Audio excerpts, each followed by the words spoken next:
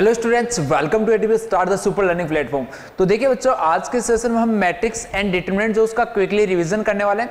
तो देखो, इस सीरीज का बेटा एक बार फिर से मैं एम बता देता हूँ कि मतलब ऐसा नहीं है कि तुम लोगों को चैप्टर के बारे में बिल्कुल पता ही नहीं है, तुम ये देखोगे और थोड़ी देर में तुम्हें पूरा चैप्टर जो अच्छे से समझ में आ जाएगा। ऐसा नहीं हो रहा है। एक्चुअल बेटा क्या है कि जिस बच्चे ने पूरा चैप्टर जो वो अच्छे से पढ़ लिया है, ठीक है, पूरा उसने एक बार अच्छे से पढ़ लिया, उसके बाद में उसने रिवाइज कर लिया, वन शॉट वाला रिवीजन वाले वीडियोस उसने देख लिए, अब उसको ऐसा लगता है कि उसने पूरा चैप्टर या फिर ऐसा बोले कि पूरा सिलेबस जो कवर कर लिया है, बट लास्ट में एग्जाम से पहले उसको एक बार क्विकली सारा का सारा जो वो रिवाइज करना है। माइंड के अंदर एक पूरा जो वो मैप बन जाना चाहिए कि सारी चीजें उसकी रिवाइज हो गई है, उसको ऐसा नहीं लगे कि उस टॉपिक में कुछ छूटा है। ठीक है बेटा, तो देखो स्टार्ट करते हैं बहुत ही जल्दी, क्योंकि बेटा ज्यादा टाइम वेस्ट करने का कोई फायदा नहीं है ना। जो चीज थोड़ी सी देर में कवर कराई जा सकती है उसके लिए मैं बहुत ज्यादा टाइम वेस्ट करूं तुम्हारा, उसका कोई वैसे बेनिफिट नहीं है। तो जल्दी से पूरे चैप्टर की देखो एक बार में समरी जो वो तुम्हारे माइंड में आ जाएगी कि हाँ ये सब चीजें जो वो मैट्रिक्स में होती है। ठीक है बेटा, तो सबसे पहले देखो मैट्रिक्स से स्टार्ट करते हैं कि मैट्रिक्स बेटा यहाँ पे देखो ऑर्डर जो है वो उसका m क्रॉस n हो सकता है या फिर n क्रॉस n। तो सबसे पहली चीज आती है ऑर्डर का मतलब अपने पास में क्या कि एक जो m है वो बेटा नंबर ऑफ रोज को रिप्रेजेंट कर रहा है, n जो वो इसको रिप्रेजेंट कर रहा है नंबर ऑफ कॉलम्स को। तो एक केस हो सकता है कि दोनों डिफरेंट हो और एक केस हो सकता है अपने पास में दोनों सेम हो। तो जब बच्चों दोनों अपने पास में डिफरेंट होंगे उस केसेस में अपने पास में टाइप्स ऑफ मैट्रिक्स जो row matrix, column, horizontal, vertical, zero matrix, इस टाइप के मैट्रिक्सेस जो हो सकते हैं। अब बेटा ये जो मैट्रिक्सेस के नाम हो अपने को याद रखने चाहिए, क्योंकि क्वेश्चंस में वो ऐसी वर्डिंग जो वो लैंग्वेज यूज करता है कि जैसे ए इज ए रो मैट्रिक्स, तो रो मैट्रिक्स के बारे में जब अपने को पता ही नहीं होगा कि वो है क्या एक्चुअल में, तब तक हम आगे क्वेश्चन को प्रोसीड ही नहीं कर पाएंगे। तो अब देखो इनके लिए सबके लिए कंडीशन है रो मैट्रिक्स कब होगा 1 क्रॉस n। अब 1 क्रॉस n का मतलब तुम्हें समझ में आना चाहिए, 1 यहाँ पे किसको रिप्रेजेंट कर रहा है कि एक रो है, n का मतलब किसको रिप्रेजेंट कर रहा है कि वहां पे n जो वो कॉलम्स है। सिमिलर वे में बेटा कॉलम में क्या होगा, m रोज होगी और 1 कॉलम होगा। हॉरिजॉन्टल में देखो, हॉरिजॉन्टल का मतलब क्या हो गया कि अपने को एक रेक्टेंगल जैसी शेप दिखनी चाहिए। तो रेक्टेंगल जैसी शेप बेटा कब दिखेगी, जब अपने पास में नंबर ऑफ कॉलम्स जो है वो ग्रेटर होंगे नंबर ऑफ रोज से, तो उस केस में हॉरिजॉन्टल। और वर्टिकल बेटा इसका ऑपोजिट हो जाएगा, यहां पे क्या होगा, नंबर ऑफ रोज जो है वो ग्रेटर देन होंगी नंबर ऑफ कॉलम से। उसके बाद में जीरो मैट्रिक्स का मतलब क्या बेटा, अगर कोई भी मैट्रिक्स है उसके सारे के सारे मैट्रिक्स, सारी की सारी जो एंट्रीज है या फिर ऐसा बोले कि एलिमेंट्स है वो सारे जीरो, तो उस केस में उसको क्या बोलेंगे, जीरो मैट्रिक्स, या फिर बेटा इसको और हम क्या बोल सकते हैं, नल मैट्रिक्स। क्लियर? तो ये तो देखो पहली एक चीज बात होगी जब अपने पास में नंबर ऑफ रोज और नंबर ऑफ कॉलम जो इक्वल ना हो। सेकेंड केस बेटा, अगर number of rose and number of columns equal हो गए तो उस टाइप के मैट्रिक्स को हम क्या बोलते हैं, स्क्वायर मैट्रिक्स होते हैं। तो जनरली जो है वो क्वेश्चन स्क्वायर मैट्रिक्स से रिलेटेड आते हैं, जैसे डिटरमिनेंट में भी अगर हम सोल्व करते हैं तो सिर्फ और सिर्फ स्क्वायर मैट्रिक्स को ही हम सोल्व करते हैं। अब चलिए बच्चों, स्क्वायर मैट्रिक्स जो वो अगेन अपने पास में दो टाइप का हो सकता है, एक ट्रायंगुलर मैट्रिक्स, दूसरा डायगोनल मैट्रिक्स। अब देखो ट्रायंगुलर मैट्रिक्स का मतलब सिंपल सा ये है कि एक उसके अंदर स्क्वायर मैट्रिक्स है, उसके अंदर एक डायगोनल होना है। डायगोनल का मतलब क्या हो गया कि जैसे ये अपने पास में स्क्वायर मैट्रिक्स है तो इसके जो ये एलिमेंट्स होते हैं बेसिकली बेटा ये दो डायगोनल बनते हैं वैसे स्क्वायर में, बट यहां पे जब हम मैट्रिक्स में डायगोनल की बात करते हैं तो ये प्रिंसिपल डायगोनल एलिमेंट्स की हम बात करते हैं। तो यहां पे क्या बोला कि ये जो डायगोनल एलिमेंट्स है इनके बेसिस पे यहां पे दो मैट्रिक्स जो डिफरेंट बने, एक ट्रायंगुलर मैट्रिक्स है, दूसरा डायगोनल मैट्रिक्स। अब अगेन देखो जो ट्रायंगुलर मैट्रिक्स है उसको बेटा आगे फर्दर दो पार्ट में डिवाइड किया गया है, एक को हम बोलते हैं अपर ट्रायंगुलर मैट्रिक्स, दूसरा लोअर ट्रायंगुलर मैट्रिक्स। अब देखो अपर ट्रायंगुलर मैट्रिक्स में मैंने क्या लिखा हुआ है, aij is equals to 0 for all i is greater than j। इसका मतलब क्या होगा, जब i ग्रेटर देन j होगा तो उस केस में उस एलिमेंट जो वो एलिमेंट जीरो आना चाहिए। अब इसके अदरवाइज चाहे कुछ भी उससे अपने को कोई लेना देना नहीं होता।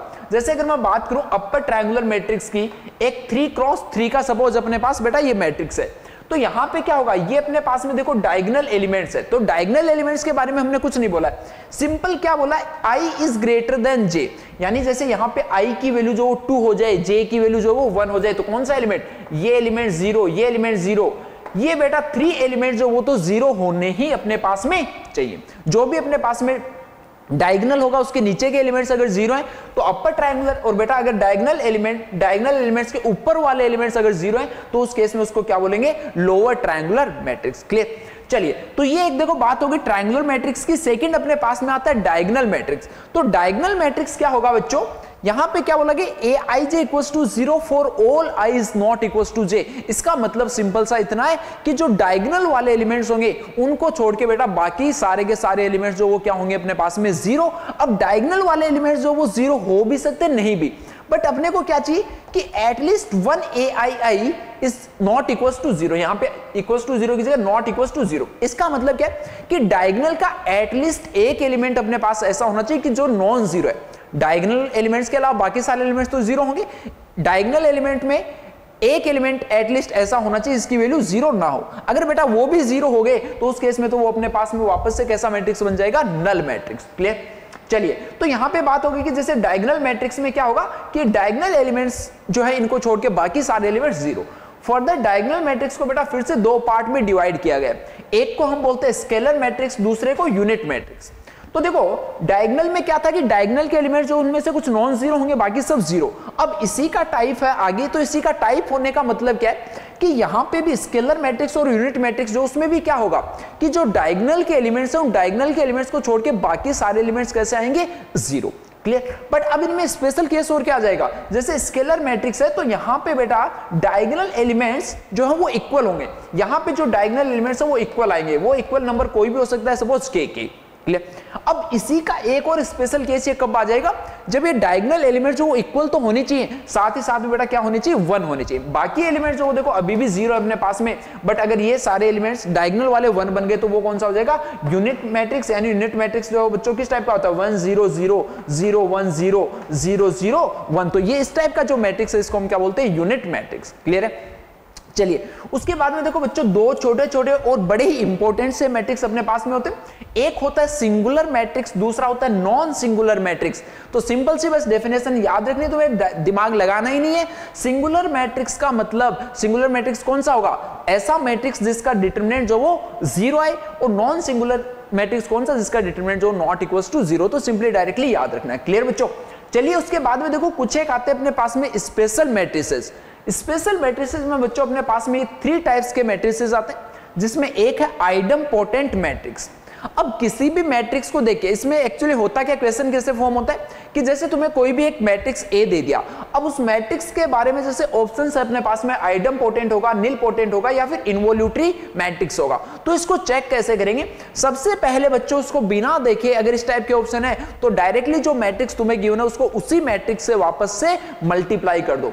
अब देखो मल्टीप्लाई करोगे तब क्या क्या पॉसिबिलिटी हो सकती है, हो सकता है कि उसको मल्टीप्लाई किया तो वापस से वही सेम मैट्रिक्स मिल गया। तो अगर वही सेम मैट्रिक्स मिल गया तो उस केस में वो मैट्रिक्स वो कौन सा होगा, आइडम्पोटेंट। अगर मान लो कि स्क्वायर करने पे उसकी वैल्यू 0 आ गई, या फिर ऐसा बोले कि वो नल मैट्रिक्स आ गया, तो नल मैट्रिक्स आ गया तो बेटा क्या बोलेंगे कि वो कैसा मैट्रिक्स है, निल पोटेंट मैट्रिक्स। लास्ट केस उसको उसी से मल्टीप्लाई करने पे सपोज एक आइडेंटिटी मैट्रिक्स, या फिर ऐसा बोले कि यूनिट मैट्रिक्स। बेटा यूनिट मैट्रिक्स तो उसी को हम क्या बोलते हैं, दूसरा वर्ड आइडेंटिटी मैट्रिक्स। तो इसमें क्या बोला कि अगर वो आई की आइडेंटिटी मैट्रिक्स के इक्वल आ गया तो उस केस में उसको बोलते हैं बच्चों इन्वोल्यूटरी मैट्रिक्स। ठीक है, सिंपल। तो बस इसमें इतना ही कि मैट्रिक्स तुम्हें गिवन होगा, उसका टाइप अपने को पहचानना, तो सिंपल उसी मैट्रिक्स से मल्टीप्लाई इसको कर दो। कई बार बच्चों ऐसा हो सकता है कि जैसे आइडम्पोटेंट और निल पोटेंट में उस मैट्रिक्स को, जैसे अभी तक जो क्वेश्चंस आए हैं उसमें बहुत ज्यादा कॉम्प्लिकेशंस बेटा वो नहीं लाता है। सेम ए स्क्वायर जब करते तो वहां से पता चल जाता है, बट अगर कई बार ऐसा हो कि ए स्क्वायर में से इनमें से कोई भी नहीं है, तो हो सकता है कि ए क्यूब जो है वो ए के इक्वल आ जाए, या फिर ए क्यूब इक्वल्स टू 0। तो फिर बेटा हम उसको ऐसा बोलेंगे कि ये अपने पास इंडेक्स 3 का आइडम्पोटेंट मैट्रिक्स है। कब, जब ए क्यूब इक्वल्स टू क्या बन जाए तुम्हारे पास। ठीक है, चलो उसके बाद में देखो एक और टर्म आती है। बेसिकली बेटा है क्या, मैट्रिक्स डिटरमिनेंट चैप्टर में है क्या, छोटी छोटी बहुत सारी टर्म्स हैं, उन सारी टर्म्स को बस एक बार अपने को मैप करना होता है कि ये टर्म्स आती है। तो नेक्स्ट अपने पास बच्चों ट्रेस ऑफ मैट्रिक्स। ट्रेस का मतलब सिंपल सा है कि जो भी तुम्हारे पास में, पहली चीज तो ये जो ट्रेस है वो सिर्फ और सिर्फ किसके लिए डिफाइन होगा बेटा, एक स्क्वायर मैट्रिक्स के लिए डिफाइन होगा। अब होता क्या है, जो एक स्क्वायर मैट्रिक्स में डायगोनल के सारे एलिमेंट्स है बेटा, उन सबको ऐड कर दो, तो उन सबको ऐड करने पे जो एलिमेंट आएगा या जो नंबर आएगा उसको क्या बोलते हैं, उस मैट्रिक्स का ट्रेस। आसान है। चलो उसके बाद में देखो transpose of matrix.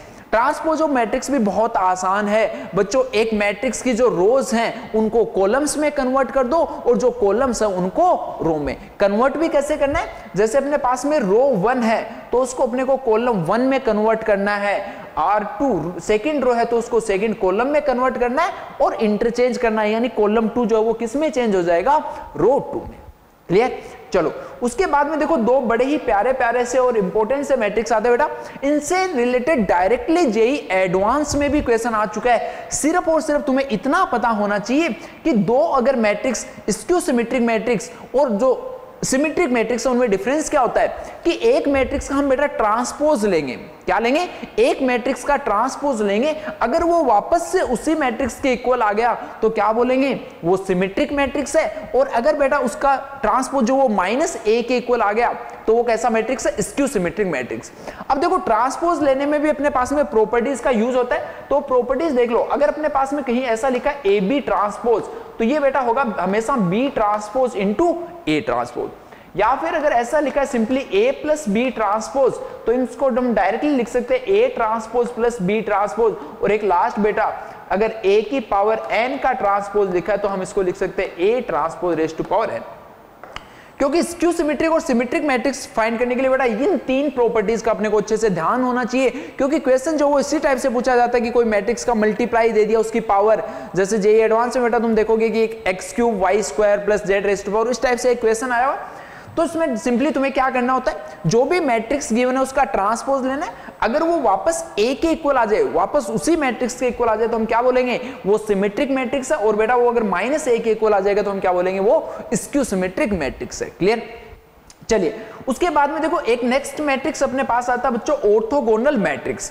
Orthogonal matrix की पहचान करने के लिए क्या होता है, एक मैट्रिक्स A है, सबसे पहली बात तो बेटा ये जो भी अब मैं मैट्रिक्स की बात कर रहा हूं ये सारे के सारे स्क्वायर मैट्रिक्स के लिए एप्लीकेबल है। स्क्वायर मैट्रिक्स का मतलब क्या हो गया कि जो नंबर ऑफ रोज है वो किसके इक्वल आना चाहिए, नंबर ऑफ कॉलम्स के।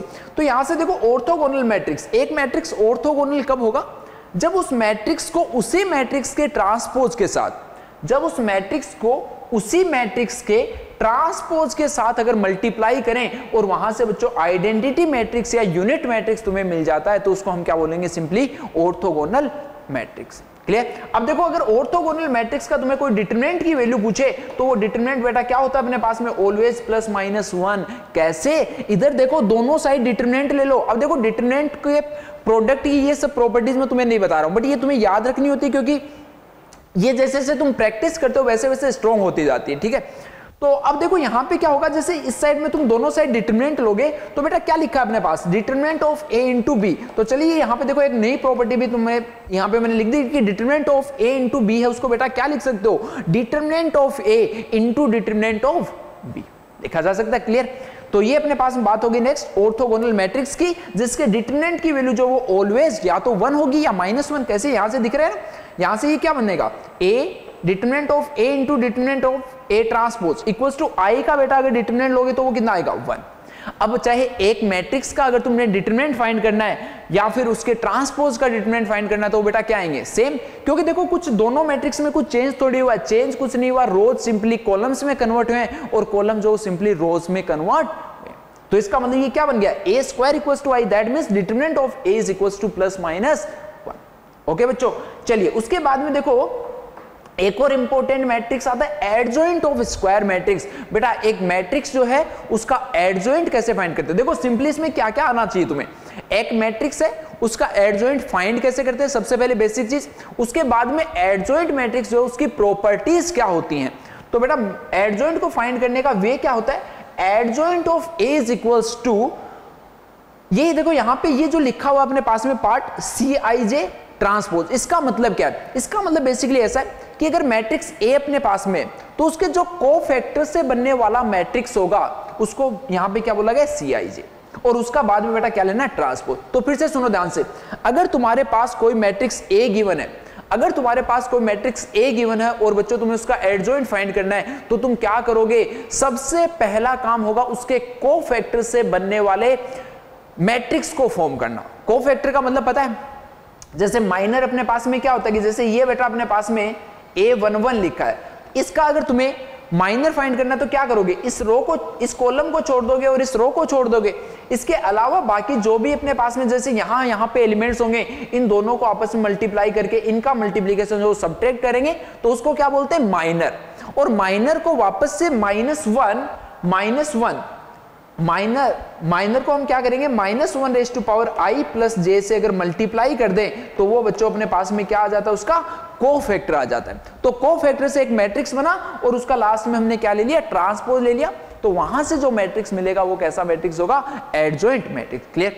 ये चलो बच्चों देखो कुछ एक एडजॉइंट की अपने पास में प्रॉपर्टीज है, तो तुम्हें भी पता है कि प्रूफ वगैरह बताने का तो इतना टाइम है नहीं, तो प्रूफ वगैरह तुम इनका इजीली कर भी सकते हो। कोई भी मैट्रिक्स ए लेना, उसका एडजॉइंट फाइंड करना। एडजॉइंट फाइंड कैसे करोगे, इसकी हेल्प से, और उन दोनों को बेटा आपस में अगर तुम मल्टीप्लाई करोगे तो तुम्हें वहां से क्या मिलेगा, डिटरमिनेंट a इंटू in का मतलब अगेन आइडेंटिटी मैट्रिक्स है।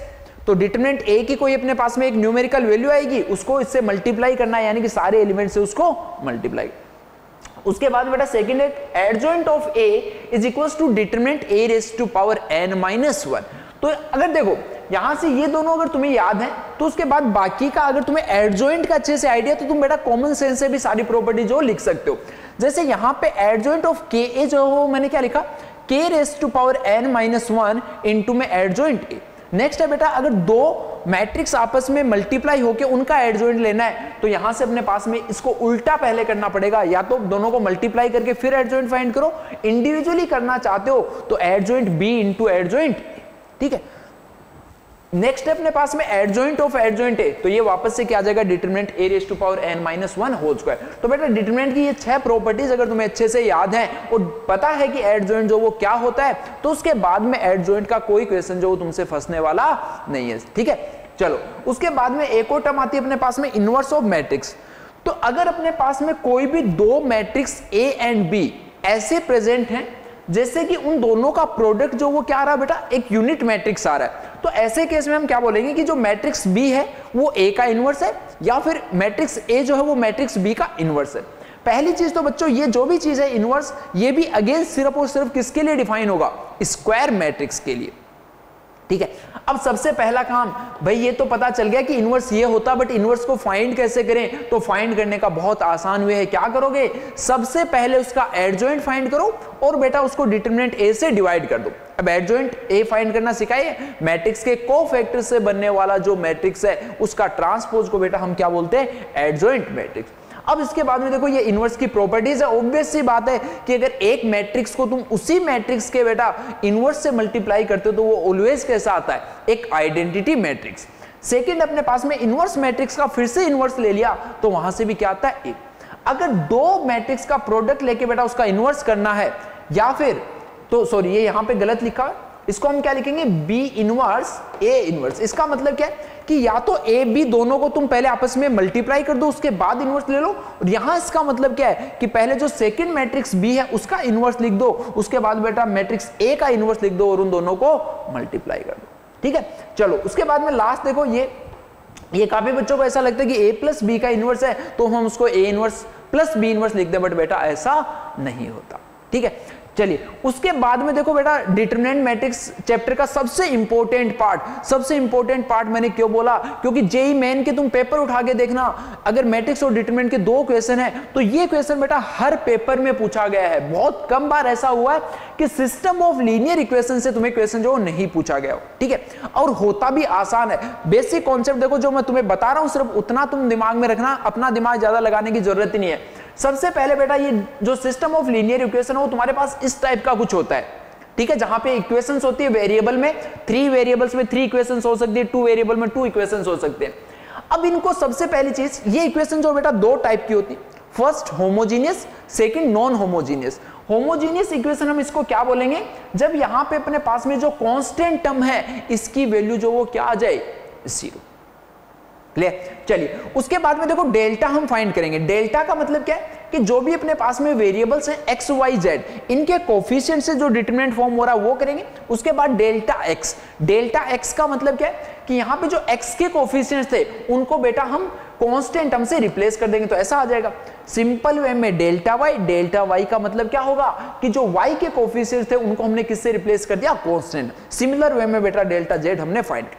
क्वेश्चन जैसे है सबसे पहले ये चीज तो फाइंड करके रख लो, डेल्टा जो वो क्वेश्चन को दिखते ही तुम्हें दिखा कि सिस्टम ऑफ लीनियर इक्वेशन का क्वेश्चन है, कुछ भी पूछा हो उसमें डायरेक्टली सबसे पहला काम तो क्या कर दोगे, डेल्टा बेटा तुम फाइंड कर दोगे। उसके बाद में देखो यहां से हमने क्या लिखा, एक्स वाई जेड, तो इसका यूज तुम अगर तुम्हें थ्री वेरिएबल्स में 3 इक्वेशंस गिवन है तो बेटा वेरिएबल की वैल्यू फाइंड करने के लिए इसका यूज किया जाता है।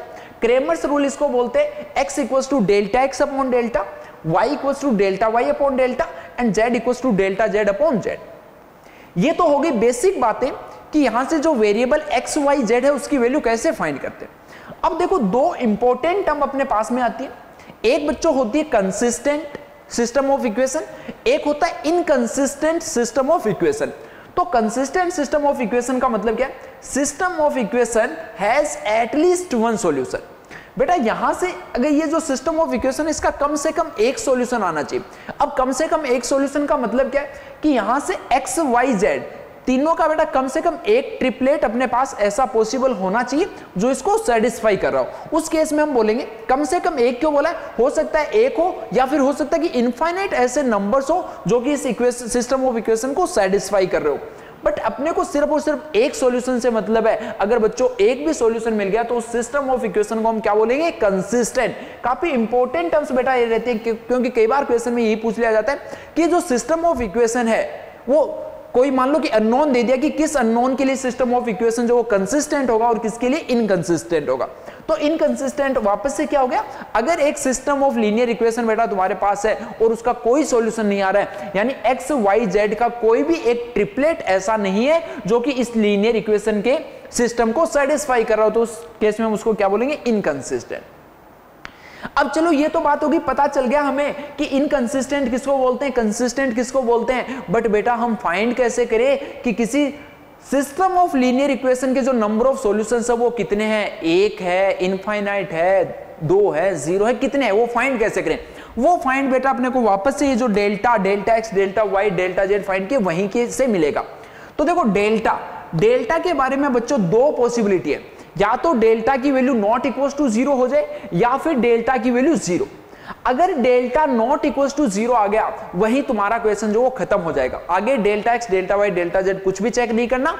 डेल्टा नॉट इक्वल टू 0 आने का मतलब यहां पे डिनोमिनेटर नॉट इक्वल टू 0 है, यहां पे भी इसका मतलब एक्स वाई और जेड क्या होगा, इसकी कुछ यूनिक वैल्यूज अपने को मिल जाएंगी। किसके करेस्पॉन्डिंग, डेल्टा के करेस्पॉन्डिंग। तो इसका मतलब है कि अगर डेल्टा नॉट इक्वल टू 0 हुआ तो बेटा उस केस में उसके जो सॉल्यूशन है वो कैसे आएंगे, unique solution. Again unique solution का मतलब क्या है कि एक्स वाई जेड का एक यूनिक ट्रिपलेट ऐसा होगा जो कि सिस्टम ऑफ लीनियर इक्वेशन को सेटिस्फाई कर रहा हो। ठीक है, तो यहीं पे क्वेश्चन तुम्हारा खत्म। चलो सेकेंड केस हमने बोला कि जो डेल्टा हमने स्टार्टिंग में सोल्व किया था बेटा उसकी वैल्यू 0 आ गई। अगर उसकी वैल्यू 0 आ गई तो अब तुम्हें delta x, delta y, delta z का एनालिसिस करना पड़ेगा। वो कैसे करोगे, एक केस हो सकता है कि उन तीनों में से कोई भी एक अपने पास में नॉन जीरो आ जाए। मानो तुमने डेल्टा एक्स फाइंड किया, बेटा ध्यान से समझना मेरी बात को, मानो डेल्टा 0 आ गया, उसके बाद तुमने फाइंड किया क्या, डेल्टा एक्स, और वो डेल्टा एक्स जो वो नॉट इक्वल टू 0 आ गया। डेल्टा एक्स कैसा आ गया, नॉट इक्वल टू 0।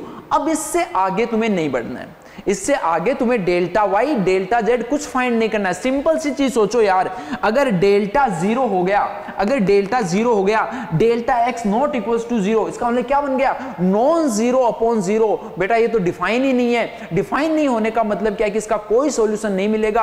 आगे डेल्टा वाई, डेल्टा जेड कहीं पे भी जाने की जरूरत नहीं है। तो ये देखो अपने पास में delta x, delta y, delta z में से अगर कोई एक नॉन जीरो मिल गया तो उस केस में बच्चों हम क्या बोल देंगे, उसके नो सॉल्यूशंस, कोई सॉल्यूशन उसका नहीं होगा। सेकंड, अगर मान लो डेल्टा हमने फाइंड किया, सबसे पहले 0 आ गया, उसके बाद डेल्टा एक्स फाइंड किया, वो भी 0 आ गया, तो डेल्टा एक्स 0 आ गया तो डेल्टा वाई फाइंड करना पड़ेगा। अब मान लो डेल्टा वाई भी 0 आ गया और डेल्टा वाई 0 आ गया तो डेल्टा जेड फाइंड करना पड़ेगा। तो मान लो कि डेल्टा जेड भी 0 आ गया। तो बच्चों अगर ये तीनों अपने पास में 0 आ गए तो इस केस में देखो यहां पे जो एक्स वाई जेड है ये क्या बनेंगे, 0 अपॉन 0, 0 अपॉन 0, 0 अपॉन 0। ये तो बेटा अपने पास में क्या हो गया, ये तो सारे नंबर जो उसी को सेटिस्फाई कर रहे हैं। तो इसका मतलब कि इनफाइनाइट नंबर ऑफ सॉल्यूशन जो इसके अपने पास में आने वाले। तो बस तुम्हें इतना सिंपली करना है, सबसे पहले डेल्टा, उसके बाद delta x, delta y, delta z. अब देखो बेटा कई क्वेश्चंस में अपने पास में 2 टर्म्स यूज हो रही होती हैं, ट्राइवियल सॉल्यूशन और नॉन ट्राइवियल सॉल्यूशन। तो इसके लिए सिंपली तुम्हें क्या याद रखना है, ट्राइवियल सॉल्यूशंस का मतलब होता है कि एक्स वाई जेड तीनों की सिर्फ एक ही वैल्यू पॉसिबल है और वो वैल्यू पॉसिबल बच्चा क्या है, 0 0 0। अब बताइए जो होमोजीनियस इक्वेशंस होती हैं, होमोजीनियस इक्वेशन मैंने क्या बोला, जिनमें कांस्टेंट टर्म 0 हो, तो बेटा सारी होमोजीनियस इक्वेशन जो है उनको एक्स वाई जेड की 0,0,0 वैल्यू जो सेटिस्फाई करेगी ही करेगी। दूसरा अपने पास में नॉन ट्राइवियल सॉल्यूशन। अब देखो यहां पे ओनली लिख देते हैं, साथ में ओनली लिख देते हैं, ओनली 0। ट्राइवियल सॉल्यूशन बेटा कब होगा, जब एक अपने पास में सिस्टम ऑफ लीनियर इक्वेशन है उसका सिर्फ एक ही सॉल्यूशन मिल रहा, वो क्या, 0 0 0 0। दूसरा नॉन ट्राइवियल कब मिलेगा, जब उसके 0 0 0 के अलावा भी बेटा और सॉल्यूशंस हो, यानी उसके सॉल्यूशन कितने आने चाहिए, इनफाइनाइट नंबर ऑफ सॉल्यूशंस। तो बेटा जनरली ये जो ट्राइवियल सॉल्यूशन और नॉन ट्राइवियल सॉल्यूशन वाली टर्म्स है, ये हम किसके लिए यूज करते हैं, होमोजीनियस लीनियर इक्वेशन के लिए। तो देखो जो भी होमोजीनियस लीनियर इक्वेशन होंगी, इनमें बेटा ये चीज तो क्लियर है हमेशा कि delta x, delta y and delta z ये तो हमेशा ही 0 होंगे, सोचना ही नहीं। क्यों, क्योंकि कांस्टेंट टर्म, होमोजीनियस का मतलब कांस्टेंट टर्म 0, और अगर ये कांस्टेंट टर्म 0 है तो इसका मतलब हर में delta x, delta y, delta z में क्या हो रहा है कि एक एक कॉलम जो सब में 0 बन जा रहा है। तो बेटा अगर एक एक कॉलम अपने पास में अगर 0 बन गया तो इसका मतलब क्या हो गया, उस डिटरमिनेंट की वैल्यू 0, यानी एक होमोजीनियस इक्वेशन में delta x, delta y, delta z जो वो हमेशा ही क्या रहेंगे, 0। अब अगर इसके अलावा डेल्टा भी 0 आ गया, अब अगर इनके अलावा डेल्टा भी 0 आ गया, इसका मतलब 0.0 बन गया, तो इनफाइनाइट सॉल्यूशन यानी कि नॉन ट्राइवियल सॉल्यूशन। और बेटा अगर डेल्टा नॉट इक्वल्स टू 0 आ गया, यहां पे अगर हम बोल दे डेल्टा नॉट इक्वल्स टू 0, इसका मतलब सिर्फ 0 0 0 ये सॉल्यूशन रहेगा, और उसको बच्चा हम क्या बोलेंगे, ट्राइवियल सॉल्यूशंस। क्लियर। तो ये देखो बेटा मैट्रिक्स एंड डिटरमिनेंट जो वो कंप्लीट हो गया। इतना पूरा पोर्शन जो वो तुम्हारे पास होता है मैट्रिक्स एंड डिटरमिनेंट से, ये पूरा कंटेंट है, इसमें कुछ भी बचा नहीं है, इसी में से तुम्हें पूछा जाता है। बट अगेन मैं ये बोलूंगा बच्चों, ये तुम्हारे लिए तभी बेनिफिशियल है जब टॉपिक जो उसको तुम पूरा अच्छे से पढ़ चुके होगे। जब लास्ट में तुम्हें एक समरी की रिक्वायरमेंट पड़ेगी, एकदम अचानक से माइंड में एक मैप सा बनाना है कि इस टॉपिक में एक्चुअल में था क्या। ठीक है बच्चों, तो उसके लिए तुम्हारे लिए काफी बेनिफिशियल जो वो ये सारी चीजें, ये सारी समरी हो सकती है। ठीक है बच्चों, बाकी तुम्हें पता ही है कि बेटा एटीपी के जो ईयर लॉन्ग क्लासरूम कोर्सेज है वो ऑलरेडी स्टार्ट हो चुके हैं। तो जिन भी बच्चों को ज्वाइन करना है या जिनके भी फ्रेंड्स है या छोटे भाई बहन है, उनको बेटा तुम ये रेफर कर सकते हो। तुम्हें ऑलरेडी पता है कि एटीपी के जो कोर्सेज है वो कितने ऑसम कोर्सेज होते हैं। तो ऑलरेडी इनके जो सेकंड बैच हैं वो भी बच्चों स्टार्ट हो चुके हैं और बच्चे जो है उनको काफी इसमें मजा भी आ रहा है। तो अगर तुम्हें खुद को ज्वाइन करना हो या फिर किसी भी फ्रेंड्स वगैरह को तुम रेफर कर सकते हो। ठीक है, और अगर आप अपने लिए भी कोई एक अच्छा सा कोर्स तुम्हें ऐसा लगता हो कि लास्ट के 2 मंथ्स है और मेरा इसमें पूरा का पूरा जो है वो एक बार बेटा सिलेबस जो वो अच्छे से रिवाइज हो जाए, मेंस प्लस एडवांस, तो उसके लिए तो तुम्हें पता है कि ये कोर्स काफी फेमस कोर्स है बच्चों, आरबीसी एटीपी का। तो इस कोर्स को भी तुम लोग जो वो ज्वाइन कर सकते हो। ठीक है, काफी अच्छा कोर्स ये मैनेज किया हुआ है। तो इसमें जेई मेन का ऑलरेडी कवर हो चुका है, तो एडवांस का बेटा अभी इसमें चल रहा है। तो तुम्हें जेई मेंस को फोकस करना है या एडवांस को फोकस करना है, दोनों को लेके चलना है। तो उन दोनों सभी चीजों में बेटा ये एस्पेक्ट में क्या है, आरबीसी एक बहुत ही अच्छा और प्यारा सा कोर्स है। ठीक है, तो इसको आप ज्वाइन कर सकते हो। उससे डेफिनेटली बेटा तुम्हें तुम्हारी रैंक जो उसको और ज्यादा इंप्रूव करने में फायदा मिलने वाला। ओके बच्चों, तो चलिए फिर जल्द ही मिलते हैं ना नेक्स्ट सेशन में एक नए माइंड मैप चैप्टर के साथ।